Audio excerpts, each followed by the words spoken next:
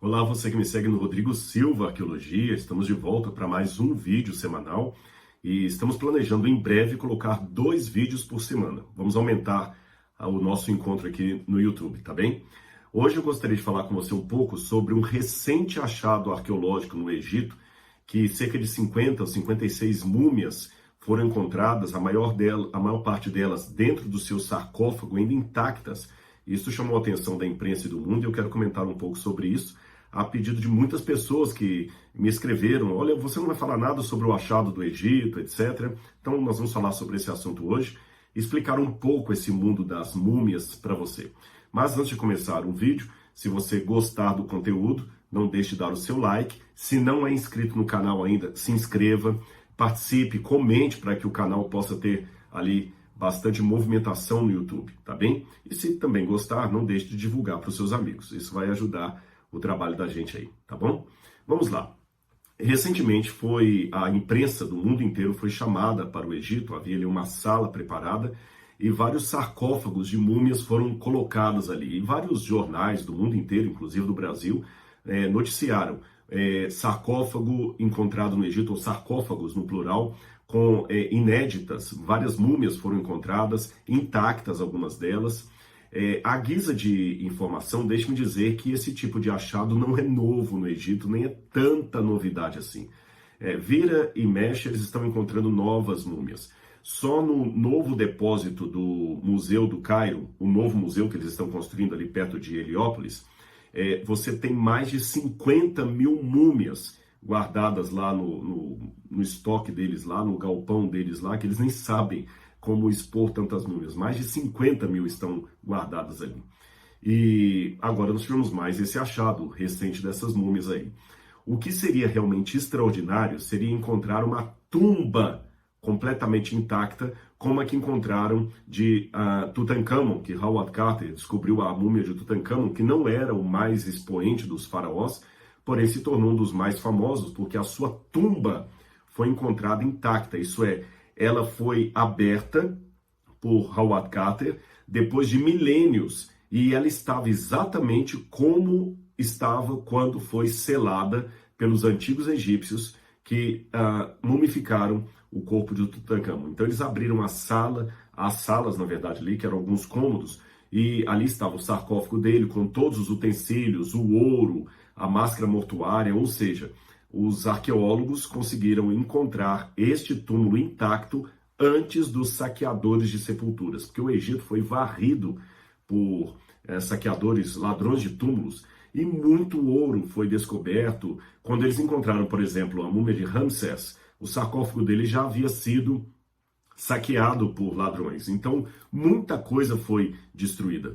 Quem vai ao Cairo fica abismado quando vê a exposição dos tesouros de Tutankhamon. Agora imagine que Tutankhamon seria apenas 1/20 do tesouro de Ramsés. Ou seja, Ramsés é 20 vezes mais, tem 20 vezes mais tesouros do que Tutankhamon, mas evidentemente muita coisa foi saqueada, o ouro foi derretido, vendido, muitas múmias foram queimadas, porque serviam de lenha durante o período de frio ali no Egito, durante a Idade Média, durante as conquistas islâmicas, então muita coisa se perdeu. O que eles encontraram agora de fato foram algumas múmias que estavam no seu sarcófago. Sarcófago é diferente da tumba. Sarcófago é só o caixão onde a múmia estava, e eu vou explicar daqui a pouquinho isso para você. E essas múmias foram encontradas no complexo de Saqqara, ou Saqqara. Eu sou guia, eu levo sempre grupos ali, várias vezes eu já fui a Saqqara, explico como é que funcionava o processo ali de Saqqara, e se você procurar no Evidências NT, o programa Evidências, série especial Egito, eu gravei 1 ou 2 programas ali em Saqqara, mostrando que aquele lugar, na verdade, era uma cidade funerária, era uma cidade para os mortos. E ela tinha todo o aspecto de uma cidade, mas não moravam pessoas ali. E foi num desses buracos ali, nas adjacências de Saqqara, que, como eu falei, era uma necrópolis, uma cidade dos mortos, eles encontraram essas múmias nos seus caixões ali,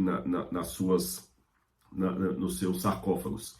E são essas múmias que foram apresentadas aos jornalistas. Houve até uma crítica de alguns, porque em plena pandemia não era o momento do Departamento de Antiguidades do Egito reunir todo mundo numa sala ali e apresentar as múmias. Mas algumas eles até abriram ali, porque para fazer propaganda do país também, eu imagino, abriram, mostraram as múmias. São múmias de mais ou menos 500 anos antes de Cristo, ou seja, eu estou falando de múmias de 2.500 anos.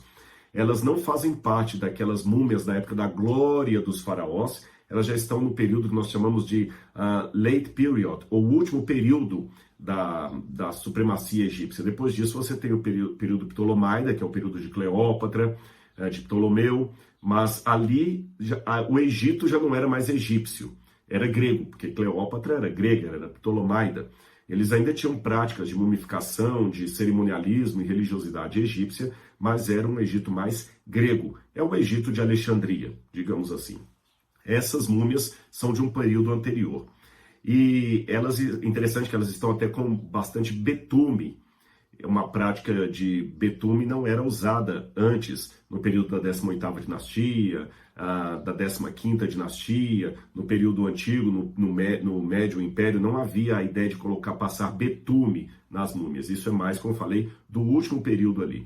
Aliás, já que eu falei de betume, essa prática de passar betume que os árabes depois usaram para nomear aqueles corpos, melhor dizendo, que estavam todos ali envelopados. Por quê? A palavra múmia, não sei se você sabe disso, a palavra múmia é uma palavra que vem do árabe.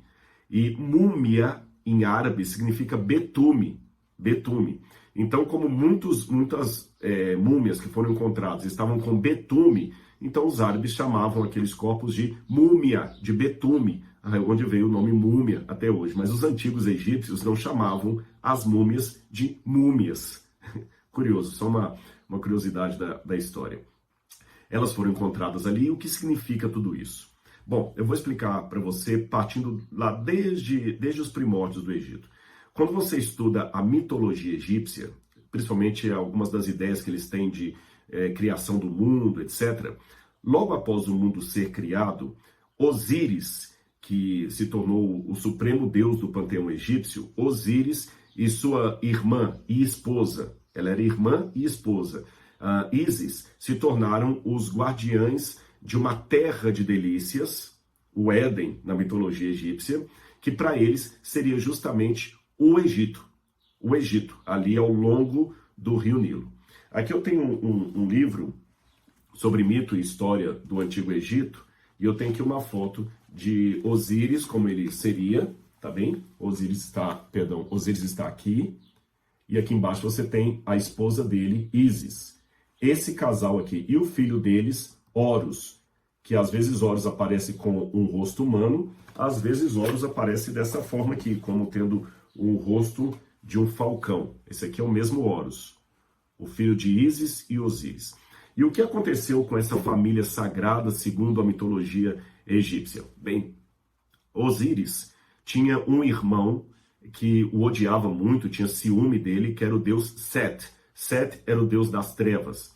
E Set, por vingança do irmão, ele tenta matar o irmão.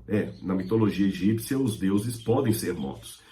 Primeiro ele fecha o irmão num caixão e joga com pedras no rio Nilo para que o rio submergisse.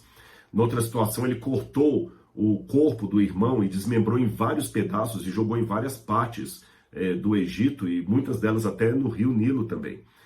Ísis acabou recolhendo os pedaços de corpo do marido, juntou o marido de novo, como se fosse uma operação Frankenstein, mumificou o marido e conseguiu dar-lhe vida no mundo dos mortos.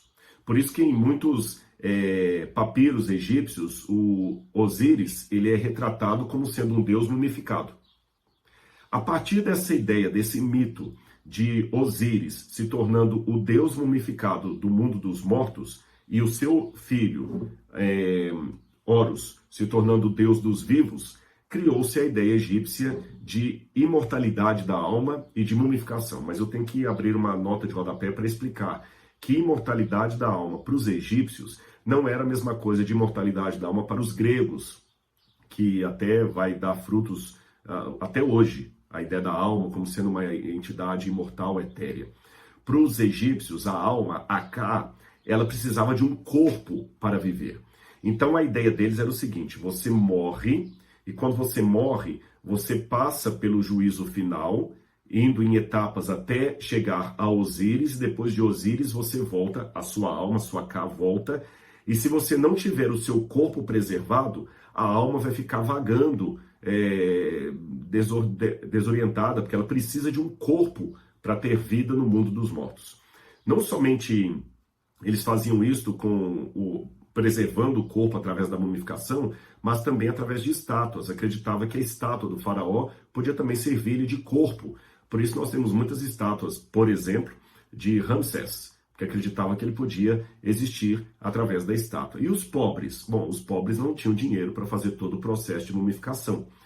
Então, o que eles contavam era com a misericórdia de algum rico que dava para eles uma pequena estatuazinha, assim, chamada o Shabti, e essa estátua era sepultada junto com o faraó, junto com o oficial.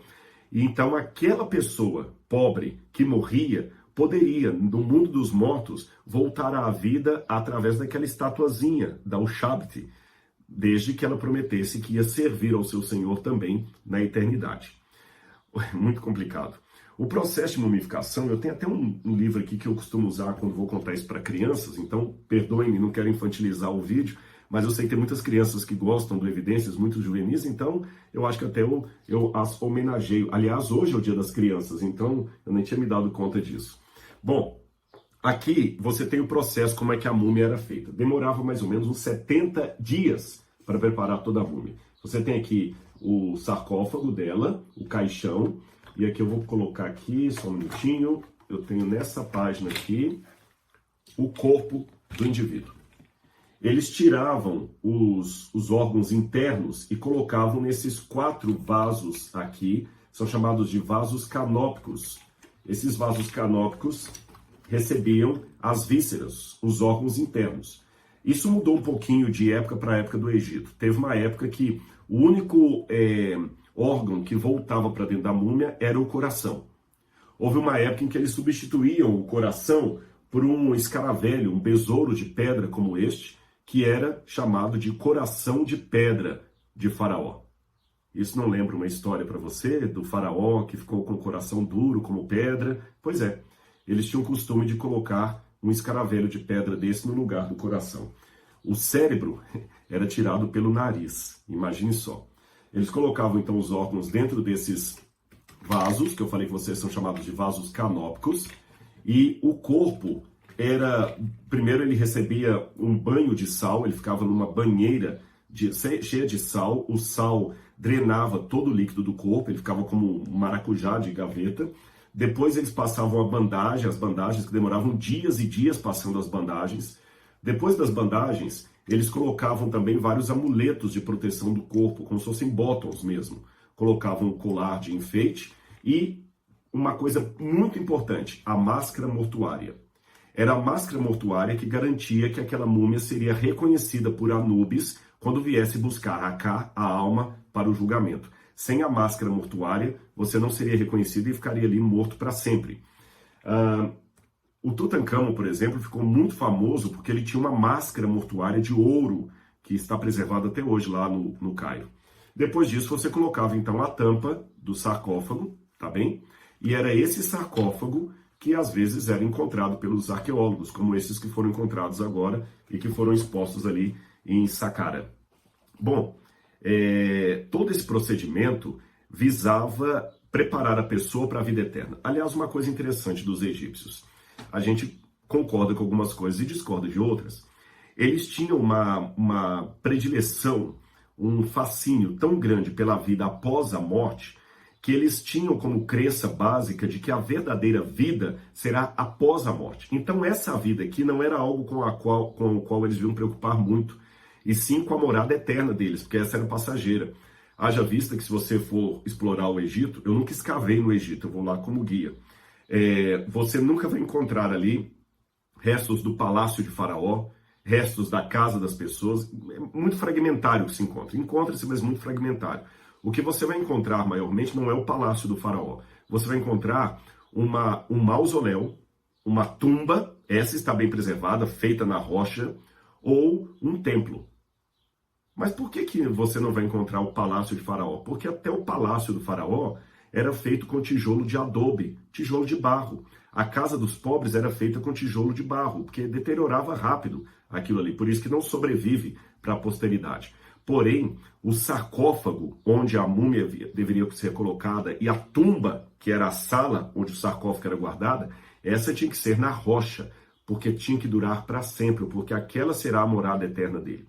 Por isso que a estátua egípcia, ela era de pedra, de calcário. Você tinha que preservar aquilo ali, porque ali seria a sua morada eterna. Ou seja, eles passavam a vida se preparando para a eternidade. Isso é uma coisa legal. Pena que as crenças eram muito pagãs e destituídas da revelação dada por Deus. Mas isso é uma outra história.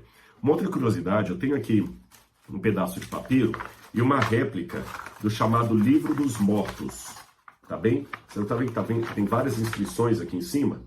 Esse aqui é o Livro dos Mortos. O Livro dos Mortos ele era completamente ilustrado e eu tenho um pedaço do Livro dos Mortos aqui, mas na extensão, o Livro dos Mortos tinha quilômetros, que coisa, tinha metros, corrigindo, metros e metros de extensão. Eu só tenho um pedacinho aqui, mas eram metros e metros. E para que servia o Livro dos Mortos? Era caríssimo. Durante a vida, a pessoa trabalhava e juntava dinheiro para preparar o Livro dos Mortos. Essa extensão de metros, não quilômetros, de papiro, continha várias anotações, orações e uma espécie de GPS para o mundo dos mortos. Esse livro era colocado junto com a múmia e acreditava-se que a alma do indivíduo, poderia, através desse livro dos mortos, ter um guia seguro para sobreviver no mundo do além. Porque, por exemplo, há determinados locais no mundo do além que uma oração específica tem que ser feita. Uma duat ou amduat. Então ele sabia pelo livro dos mortos que aquele era o momento e o local de fazer tal oração. E ele também apresentaria, através do livro dos mortos, os feitos que ele teve na sua vida, as conquistas, quando ele era uma pessoa de alma piedosa. Aliás, você pode olhar que o indivíduo que mandou preparar isso aqui, ele coloca fotos aqui das libações, desenhos das libações perante a deusa Ísis, tá vendo? Apresentando oferendas com os escravos dele, ou seja, ele queria ficar bem com os deuses e o livro dos mortos o livro dos mortos era a garantia de que os deuses iam ver que ele teve bons resultados. Também havia uma ideia de pesar o coração na balança diante da deusa Maat e coisas dessa natureza. Por isso os egípcios eram tão preocupados com a preservação do seu corpo. Tudo isso era bem distinto da promessa bíblica sobre a vida eterna. De acordo com a Bíblia Sagrada, a vida eterna não se dará por uma preservação, uma mumificação do nosso corpo. Embora, é claro, nós temos o caso de José, que teve o seu corpo mumificado no Egito e tudo mais. De qualquer maneira, não era esta a crença bíblica. A crença bíblica é aqui de Deus, aquela que diz que Deus vai nos preservar através da sua promessa, mesmo que o nosso corpo desaparecer. Olha que interessante o que a Bíblia diz.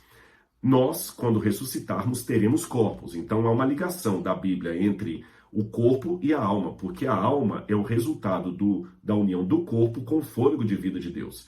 Então não existe alma sem corpo. Nesse ponto, a tradição bíblica dialoga com a tradição egípcia. Não existe vida sem um corpo. Então, de fato, não pode ter uma alma sem um corpo, uma cá sem um corpo, uma nefesh, como diz em hebraico. Por outro lado, esse corpo que os egípcios procuravam tanto preservar não era o motivo da preocupação de Deus. Porque o novo corpo que nós teremos será esse corpo revestido de imortalidade, revestido de glória. Aliás, a promessa bíblica é que nós teremos nosso corpo transformado para ser igual ao corpo da glória de Cristo. Mas e uma pessoa que morreu há 2000 anos, que foi cremada, que não sobrou nada, que só tem pó? E aliás, eu já escavei na Jordânia um pedaço, ali onde estava escavando em Tel Jalul, e eu encontrei ossos humanos, e eles vão fragmentando na mão, realmente desaparecem com muita facilidade. E aí? Isso não é problema para a promessa bíblica, é para a crença dos egípcios, mas não para a Bíblia, porque olha o que diz aqui Romanos, capítulo 4, versículo 17. Porque está escrito: por pai de muitas nações te constituí, está falando de Abraão, perante aquele no qual creu, o Deus que vivifica os mortos e chama à existência coisas que não existem. Ou seja, a pessoa pode ter morrido há milhares de anos, pode ter tido seu corpo virado farinha, não tem problema.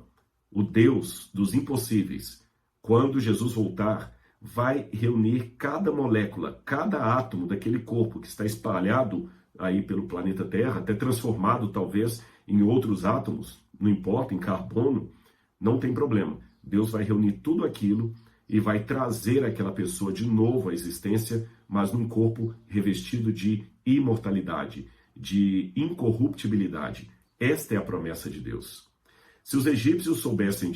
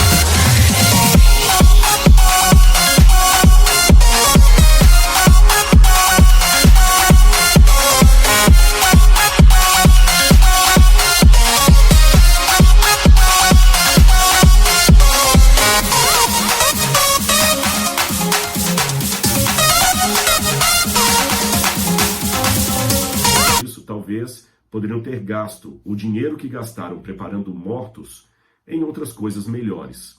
De qualquer maneira, mesmo tendo aquela crença pagã, Deus tinha pessoas sinceras no Egito, e o julgamento delas compete a Deus, não a mim. Eu hoje apenas olho os egípcios e eu discordo deles, algo eu aprendo com eles. Eu discordo deles, evidentemente, na ideia que eles tinham de imortalidade da alma, de paganismo, de politeísmo. Isso eu discordo. Eu sou servidor do Deus de Moisés, não do Deus de Ramsés, não do Deus de Tutmoses. Eu sou servidor do Deus de Abraão, de Isaac e de Jacó, não dos faraós do Egito. Eu sirvo a Jesus, não a Horus. Jesus era o filho de Deus, Horus é o filho de Osíris. Eu sirvo a Jesus. E antes que alguém coloque algum comentário, aquela crença do Zeitgeist que Jesus é uma versão de Horus, que é um plágio da lenda de Horus, isso não procede. Tem uma evidência sobre isso também, viu? Analisando detalhadamente essa acusação. Mas voltando à minha conclusão aqui, eu adoro o Deus da Bíblia. Mas algo eu aprendo com os egípcios. Eles não colocavam esta vida em primeiro lugar. Eles se preparavam para a eternidade. E isso é bonito.